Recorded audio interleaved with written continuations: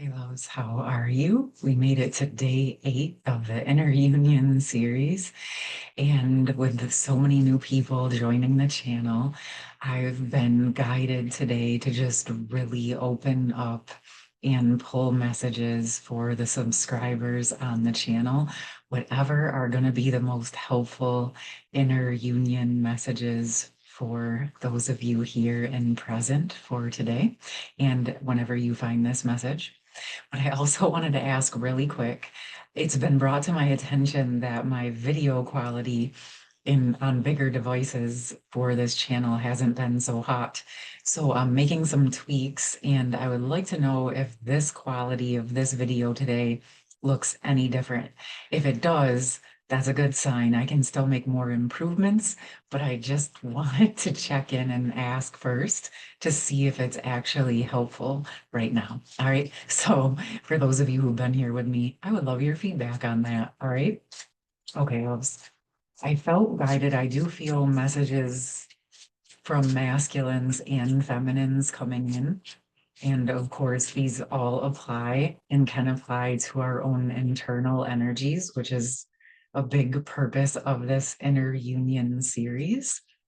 But I just want to start out by getting an overall message for the collective here on the channel. Oh, okay. So we got overflow, overwhelm, and plenty. And what I'm getting with this, based on the messages and energy that was coming in this morning, is that I feel that many of you are doing lots of different work, and there's lots of different, obviously, energies and downloads that are consistently happening pretty daily, if not hourly. Sometimes it feels like moment to moment, we're getting lots of new downloads and information coming in.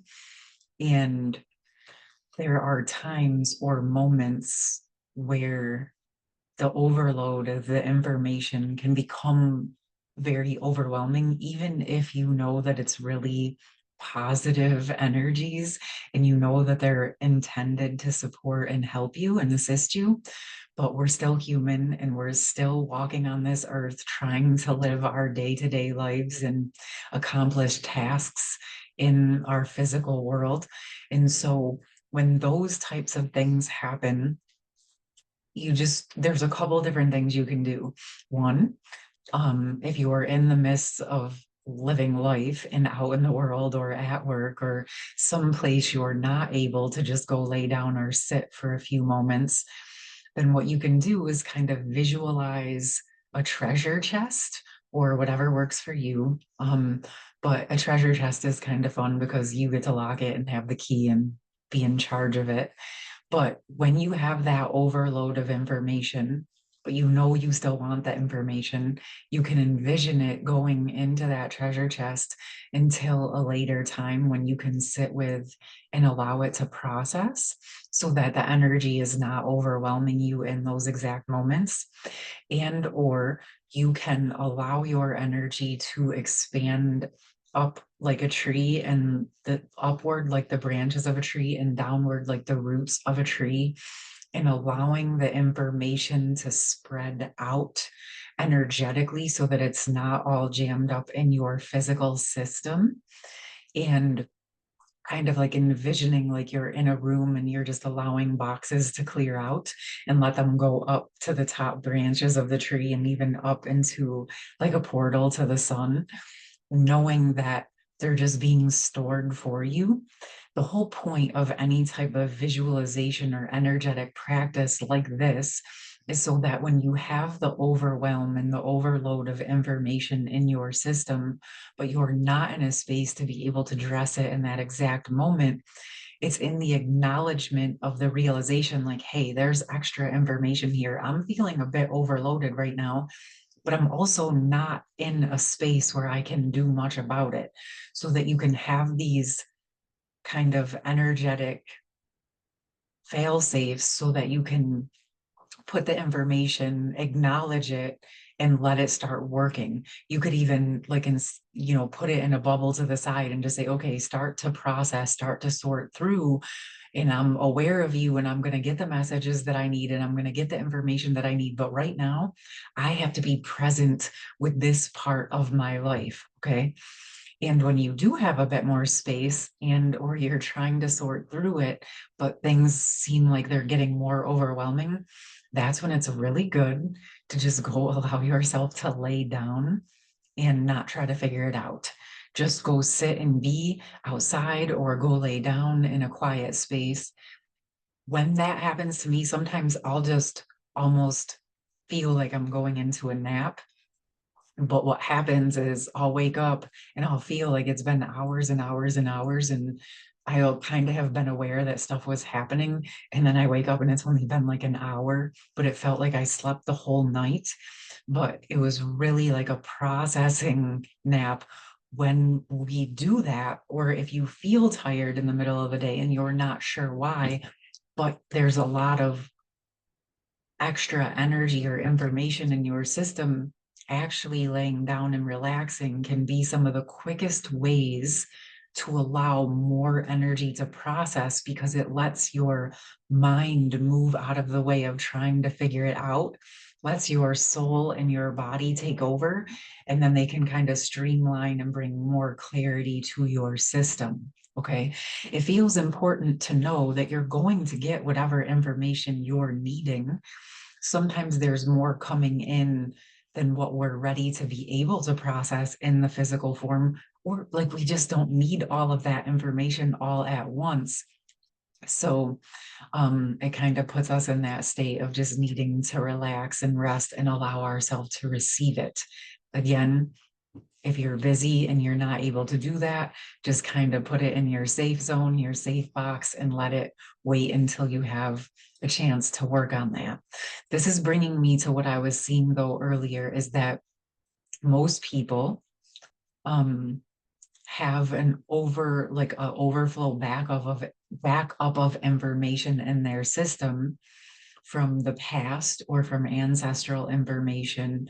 Um, and it can be helpful to ask your higher self to help and support you in processing that past information. Yes, this is also a big part of the work that I support people with, but it can be helpful using that visualization of allowing your energetic body to expand upward and then down into the earth. Because as we open up into those higher chakras and into more of our higher knowing, it's also helpful to expand downward into the earth and allowing more of that higher energy to ground through us and into the earth. I often work with a soul star and an earth star, and those are like, if any of you guys have worked with them, then you may know, and if not, it's kind of like, imagine a sun above your head and it can go up high into the sky, and then you have an earth star, which is similar in the sense it's almost like a sun or a moon or a star that's down in the earth, and it's like a compass point for your soul. And I like to share this with people so you have a frame of reference of allowing yourself and your energy to expand upward and downward, yet creating your own specific individual portal of energy so that you can allow your energy to expand, receiving more of your higher support and higher self energy, and allowing those parts of you to ground into your body and into the earth as the old information processes and dissolves and releases. Okay, so if some of you guys have been working really deeply and unraveling and clearing information, you're going to want to make sure that you're also inviting more and more of your soul energy and essence back home to your body, especially where you're releasing any of the old information. Okay, it's like we want to keep the flow of give and take in and out in a nice, harmonious balance. So, what's coming to me is that sometimes some of you may begin to feel like you're doing a lot of work and you start to get drained or feel exhausted. That's when it's definitely time to fill the tank and go out in nature, fill up your cup with some energy support, get some energy work done if you're needing support, craniosacral, those types of energy supports just to help your body to fill back up as you're releasing and detoxing energies, emotions, or even physical detoxing. Okay. And I want to see what else would like to come through for the group today. The wall, obstacles. Okay, let me tune into this a little bit because what I was sensing in the masculine fields today, this could be internal or external, of course, take it for both and how it resonates. But I felt an energy of protection coming up within the masculine systems and an essence of protection, and but it also was coming with a layer of rigidity. And I feel like this is the wall and the obstacle that may be holding some of our masculine energies back from actually accomplishing what we're setting out to accomplish. Because it's like finding what I'm sensing is finding this mixture of standing up for what we believe, standing in our truth, owning it, embodying it, grounding it in, stabilizing in it, strengthening in it, but then at the same time, releasing any resistance to it. And what I mean by that is when we stand in our truth, if we've been inspired to a certain form of truth based on an opposing view or experience, our initial feelings of wanting to resist the other viewpoints or the other things that are occurring is there to inspire us into our own truth and authenticity, right? But once we feel that inner truth and authenticity and we strengthen in it, and we stabilize in it and we own it, it becomes part of our energetic field. And then you can start to unravel and release the resistance to the original inspiration that created that want to become stabilized in the opposing view. And why this is important is because when you allow yourself to neutralize the resistance in your system, it's not saying that you agree to the opposing view. I would encourage you not to even participate in it. But part of no longer participating in it is no longer being in a state of tug of war with it. Okay. So it can become much more powerful to own your stance, to own your truth, to share it in whatever way is possible. But if you can find ways to dissolve the resistance within you, and just own your truth in an energetic way, it will actually allow your frequency and your vibration to come out of some of the rigidity, because the rigidity is creating some of the walls and obstacles that are holding you back from fully receiving the results that you're wanting to receive. Okay. Again, I can sense that there's a cloudiness in the energy around some of these topics. So, what you can ask for is to ask for clarity on how to stand in your truth and to advocate and embody the principles that you're wanting to embody, and how can you share them out in the world in a way that is going to create unity consciousness and help bring awareness, but doing it in a way that releases the resistance and rigidity around it.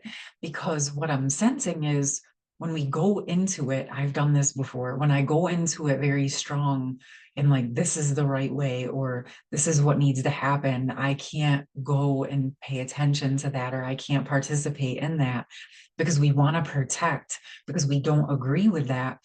It actually, what happens is I end up butting up against the other energy, and then it pushes back on me. And now there's a tug of war energy.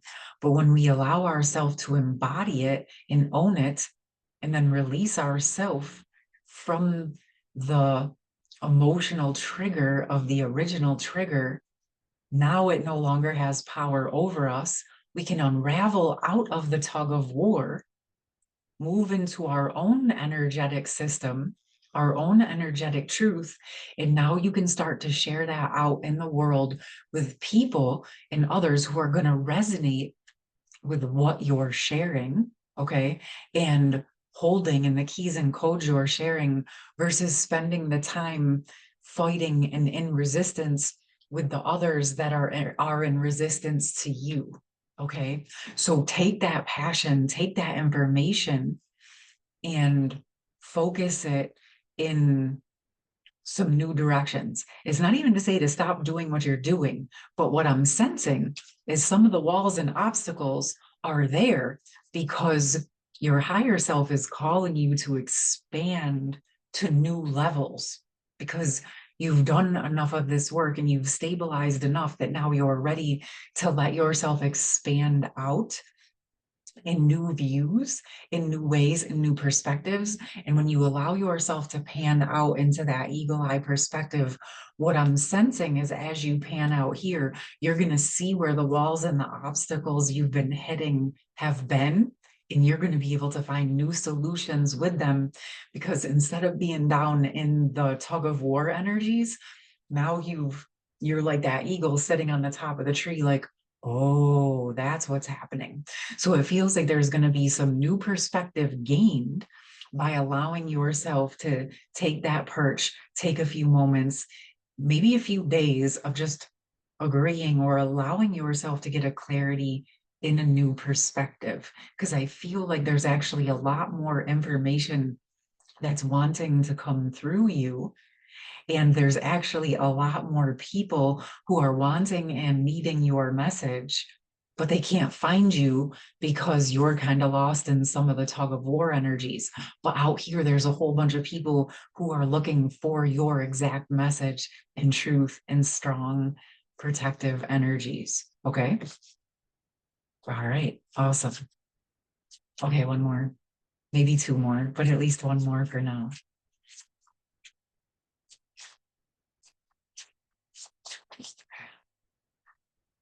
Unmarked trail revelation. This to me feels like what we're all doing now, those of us doing this work. We have little kind of checkpoints on the roadmap, but there's not really a roadmap that's finished or created for where we're going. Okay, loves. So we have all of us working together, sharing information, sharing, like I said, little checkpoints of things that we're learning, right? Like that's part of what I'm doing here. And I know there's many other gorgeous, amazing creators out there sharing their information as well. And so it's like we're dropping little checkpoints into these unmarked trails, okay? And why they're unmarked and why the roadmap, when you look ahead, feels pretty empty. It's for two reasons. One, we're being called to be in the present, because in the present moment is where our power actually lives. But two, what we're creating and where we're headed is something new that has never been created on this planet before. We're in the process of creating and co-creating it in pretty much every moment. Yes, we have future goals, we have future visions, and those are definitely helping and supporting us to carry forward the energies that we're envisioning. But you will also notice it's very important not to get too rigid into thinking that it's got to be a certain way, okay? Because there's actually many trails, many potentials that are beginning to open up. And as we let go and dissolve the past and we release those limitations, what's happening is it's opening up more new, broader, more aligned potentials. Each day, it's opening up new potentials to our future, okay? And so everything you're doing in the present moment is opening a new path to the future, right? It's pretty amazing because as we're focused in the present, and we're even working on the past. Say you're working on clearing up some past information. Bring it, you're doing it in the present moment. You're bringing that information in front of you and working with it in the here and now. Okay. And when you're dreaming about the future, you're also bringing it into the present moment. Last year, I was given a vision of how to work with this energy of really training ourselves to be in the present. Imagine you're in a boat and you have the two oars. One oar is the past and one oar is the future. Your boat is the present. It's where a majority of your energy is. The past and the future both inform our present, and they also inform our future, right? So we learn from the past and we allow it for moments to guide us and support us. And we focus on learning from that. And then we put that aside and we focus maybe on our goals for the future. And we allow that to lead for a bit. But we bring those oars right into the boat with us and allow ourselves to flow and be present in the moment, right? Like you bring your future visions into the boat and allow it to steer you for a bit. Okay. Anyway, I think you get the gist of where I'm going with this, is that you're really working on being more and more present while learning from the past and allowing it to inform some of your present and future, but not holding on to it and focusing on it so much that it's just recreating more of the past in your present and your future. Okay. All right. I'm going to do one more. I want to get a succinct, specific message for inner union, something to focus on.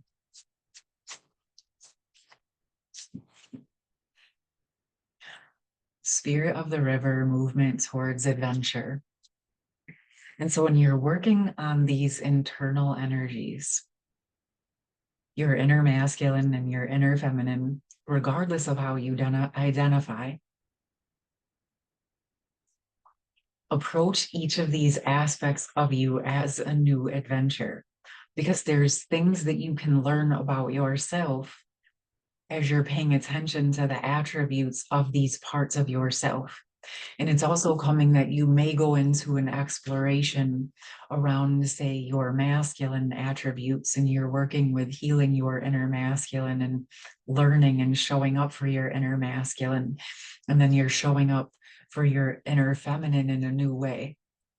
And a lot of times on these journeys, we are learning how to work with caring for ourselves and supporting ourselves in new ways.